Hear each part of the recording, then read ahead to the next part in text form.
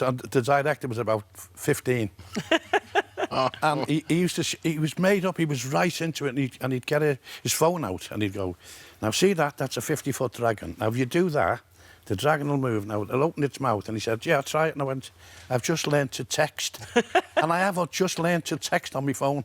But he was amazing, and everything he had, it was all in his head. So how much of it has to be in your head? Because then if he's all into the gadgets and the effects and everything, a lot of that you don't see as an actor. That's right. Well, listen, I'm a ham, and I have to say to them, seriously, what do you want me to do? Yeah. Where do you want me to look? What do you want me to say? You know, because I've been lucky, I've worked with Ken Loach twice, and he doesn't even let you say a line. Does he not? Make it up? Yeah. Just, he'll give you a rough idea and say, your fella's going to come through the door, it's going to be a row, that's it. Action. So tell us about your character, your You'd moving. be good in that. You could start a row. That'd be good. Yeah, easy. Yeah, you could be good with Ken Loach. My character's called Moving, and he's a wizard, but he's past his sell-by date. And everything he does goes wrong. It's a bit like myself. You just have to put pins in my hair to keep my hat on because I had that much hair. And the night when we finished, it was cold, and the makeup girl, would say, come on, we'll wash your hair. And I used to say, no, you want to go home. You want to go home, I'll go back to the hotel and I'll get in the shower, I'll wash it myself. So I'd have this red stuff on my nose and all the makeup and my hair up in the air. And I used to go in the hotel and people thought I was the big issue seller. People thought I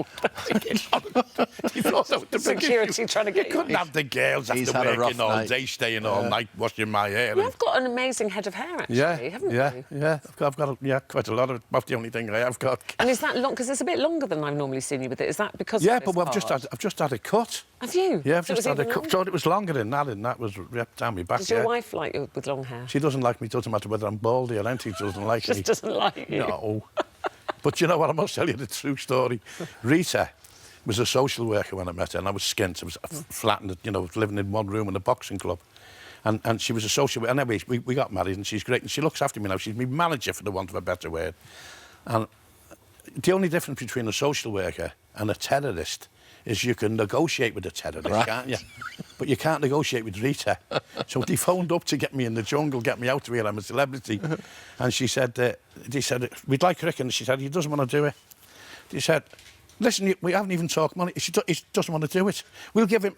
She said, he doesn't want to be. I'm a celebrity, get me out of here. And the fella got a cob on with her, you know. Yeah. And he went, if you don't mind me asking, why doesn't he want to do it? And she said, if he had nothing to eat for 24 hours, he'd eat the other contestants. Would you ever do something like that, Strictly, or The Jungle? No. Not Strictly? Or... Oh, I'd love to have done... Seriously, I have cortisone injections in my ankles. I've got, you know... But I went to ballroom. There's a famous school in Liverpool called Billy Martin's. And me and Rita went, and we're the proud owners of our bronze medals. Oh, yeah, so I love ballroom dancing. Because we've got Ori on, who's I know, Ori, yeah, well, I think think I could be as good as Ori. I'm not being funny, I think. Yeah. No. But you see the part of like something like Mubin, do you audition for that, or do they look around and they say... No, like, they just want someone who's old, haggard and works for nothing. and gives you the ring. And I noticed Mubin had a laugh there. He had an affect. What do a Mubin for us? Frank Carson lives. I knew Frank Carson well, you know. 2 hard-boiled eggs. He was lovely. He said, I made a record once that got in the charts. Yeah. And he said to me, he said, I made a record once, Rick. He said, a million, it's sold or something. And I said, how much? A million? He went, yeah, I've got 999,000 in my garage.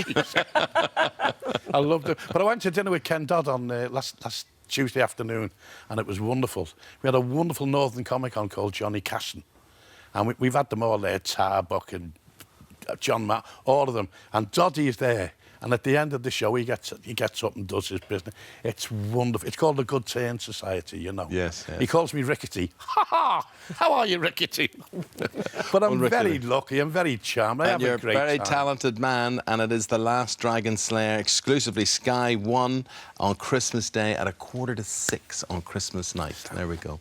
Thank you, Ricky. God bless you both. Happy Christmas. Happy Christmas. Would you like a chocolate beauty bomb? No, thank you. Are you It's one sure? of them health things. No, it's not a beauty it's a- bomb. That's a chocolate. It's called lovely linseed...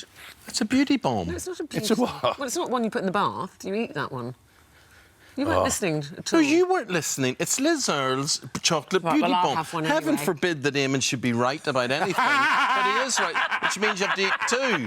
Yes. Don't encourage him. No, it isn't a beauty balm. Anyway, you read that and I'll eat this. Go on, off there we we go. go. Hello, YouTube. For more of the same, just click here. And don't forget, you can subscribe for even more of these amazing videos exclusive to our channel.